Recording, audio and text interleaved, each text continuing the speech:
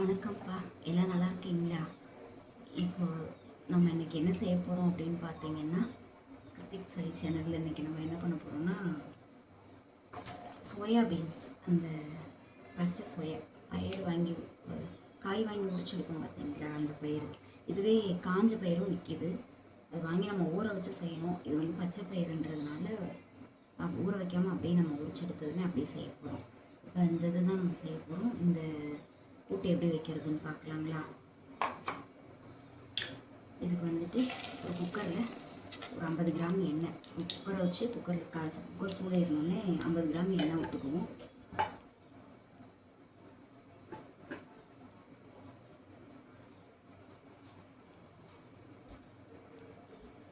எண்ணெய் சூடாயிருந்தோடனே ஒரு 1/4 ஸ்பூன் சோம்பு, இதில் வந்துட்டு ஒரு துண்டு பட்டை, 2 கிராம்பு, ஒரு கல்பாசி எடுத்துருக்கேன். சின்ன துண்டு பட்டை கொஞ்சோண்டு கல்பாசி, ஒரு 2 கிராம் அது சேர்ப்போம்.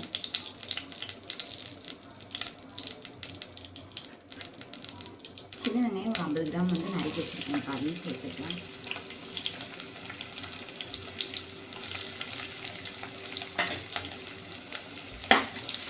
அதையும் நல்லா வணக்கி விட்டுருவேன்.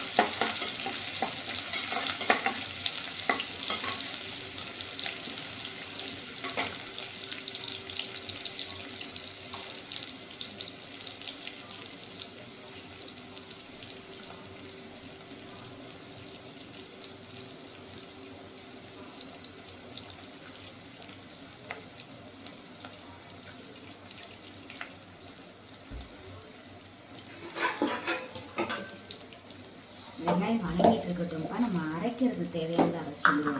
அரைக்கிறதுக்கு தேவையானது என்னன்னு பார்த்தீங்கன்னா, ஒரு சின்ன வெங்காயம், பெரிய வெங்காயம் வந்து நறுக்கி வச்சுருக்கேன். அது கொஞ்சம் பத்தலை அப்படின்றதுனால 2 சின்ன வெங்காயம் போட்டிருக்கேன். தக்காளி, பெரிய தக்காளியோ ஒரு தக்காளி கட் பண்ணி வச்சுருக்கேன். இது 2ஐயும் சேர்த்து நம்ம அரைச்சிட்டு வந்துடுவோம்.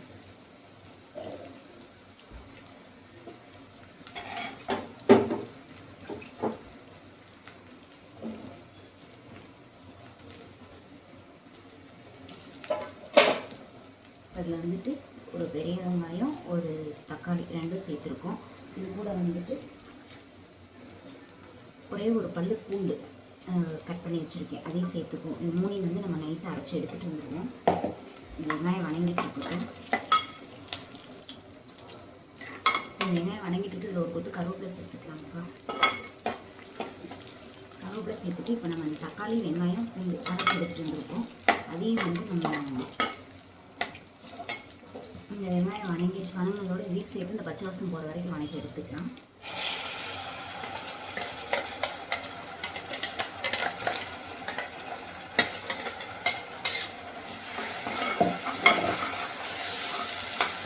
நல்லா பச்சை வாசம் போகிற வரைக்கும் வணக்கி எடுத்துருவோம். இப்போ பார்த்தீங்கன்னா அந்த அரைச்ச மசாலாவை வணக்கணும்.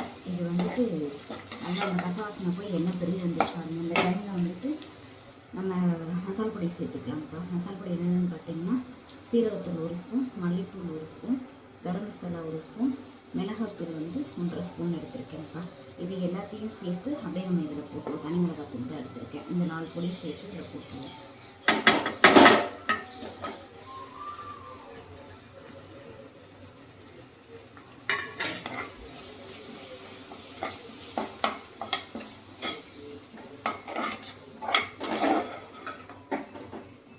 லைட்டாக அப்படியே ஒரு எண்ணெயிலே வணக்கிட்டு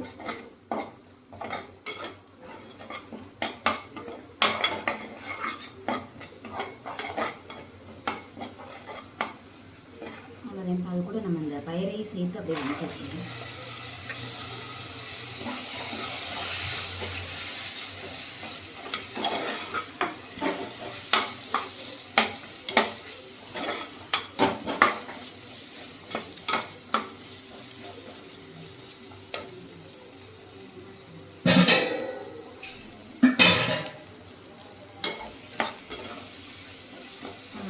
இதில் வந்துட்டு நம்ம தேவையான அளவு தண்ணி மட்டும் விட்டு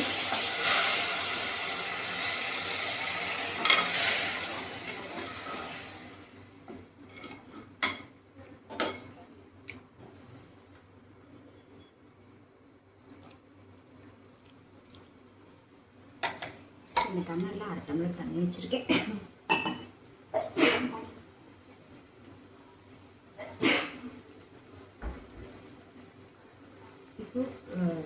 வந்து இந்த டம்ளரில் 1/2 டம்ளர் வச்சுருக்கேன்ப்பா. கொத்தமல்லி கொஞ்சம் ஒரு கொத்தமல்லி வந்து கிள்ளி போட்டுருவோம். போட்டுட்டு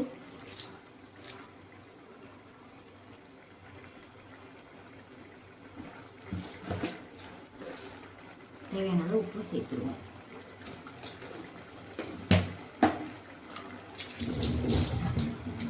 லைட்டாக அப்படியே ஒரு கிண்டி விட்டு நம்ம குக்கர் மூடி போட்டு வச்சுருவோம்ப்பா.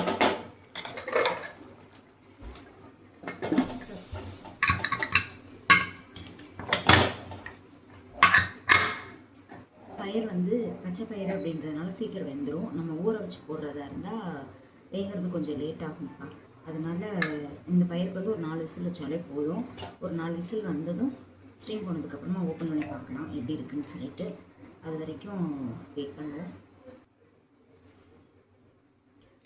அவ்வளோதான்ப்பா, 4 விசில் விட்டு ஸ்டீம் போயிடுச்சு. இப்போ நம்ம ஓப்பன் பண்ணி பார்க்கலாம் எப்படி இருக்குது அப்படின்ட்டு.